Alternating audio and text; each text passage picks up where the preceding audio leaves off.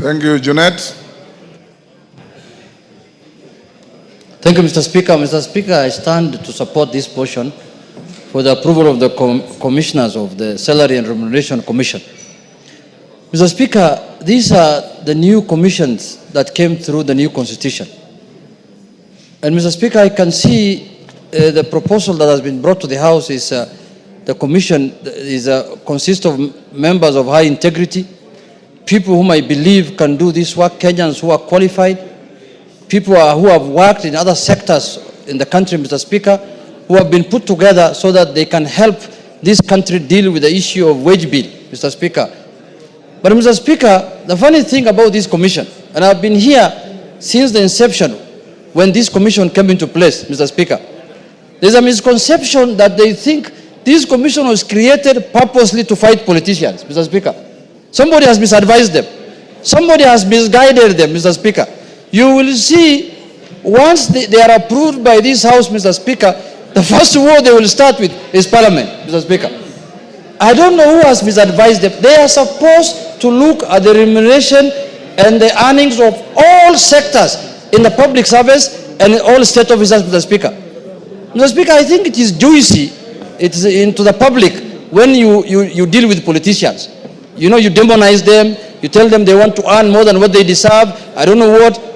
Mr. Speaker, this commission should start on a new slate, Mr. Speaker, and look at the issue of wage bill and remuneration of public service holistically, Mr. Speaker.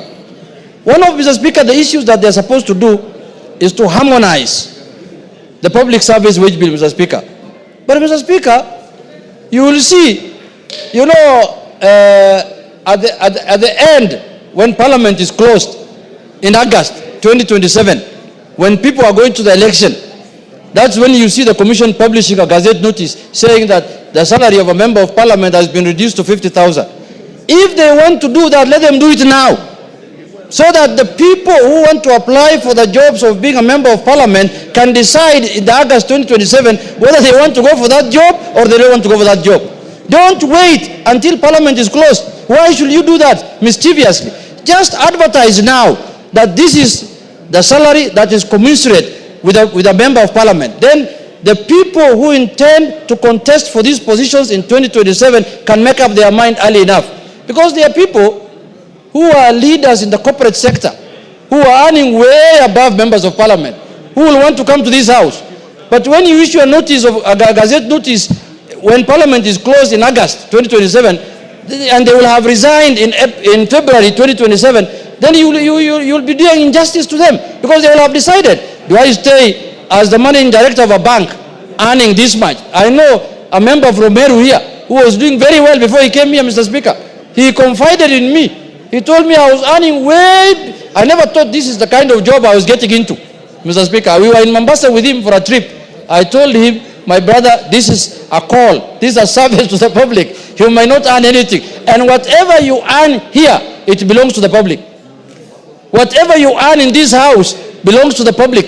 You have to return it back in form of health care, in form of education, in form of bursary, in form of transport, in form of wedding expenses, in form of burial expenses. Mr. Speaker, nobody spends any money he earns in Parliament on his own family or on his own personal use, Mr. Speaker.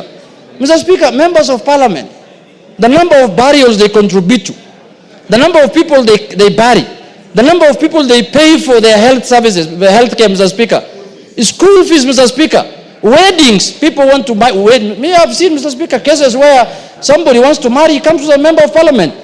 Maternity, somebody tells you, my wife has given birth, she's in the ward, I don't have money to pay for the, you have to pay, Mr. Speaker, you have no choice.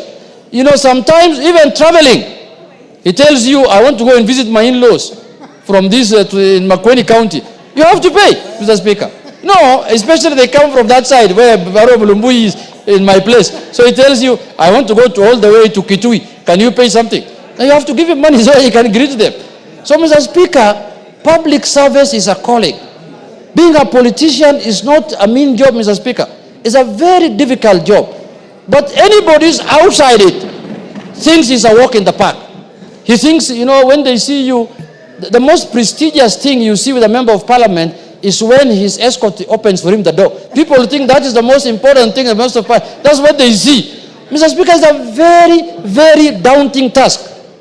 It's a job that is not a joke, Mr. Speaker.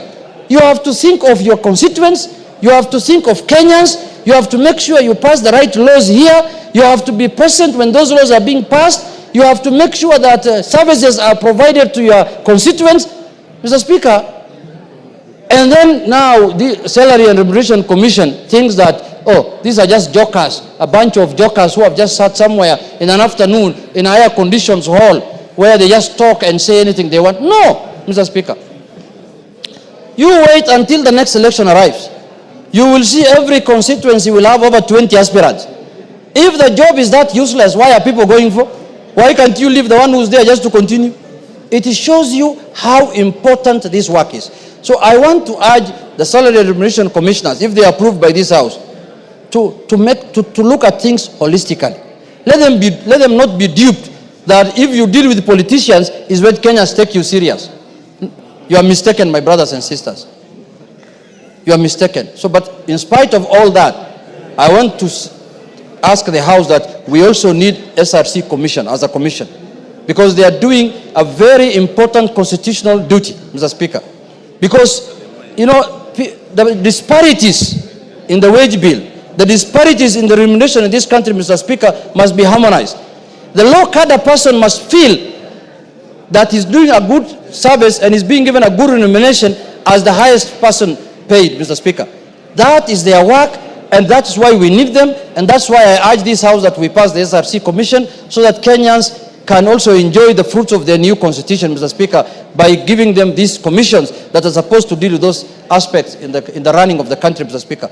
With those few remarks, Mr. Speaker, I urge the House to pass this commission so that we have a commission in place that can deal with those issues so that they can help also the executive manage the wage bill, Mr. Speaker.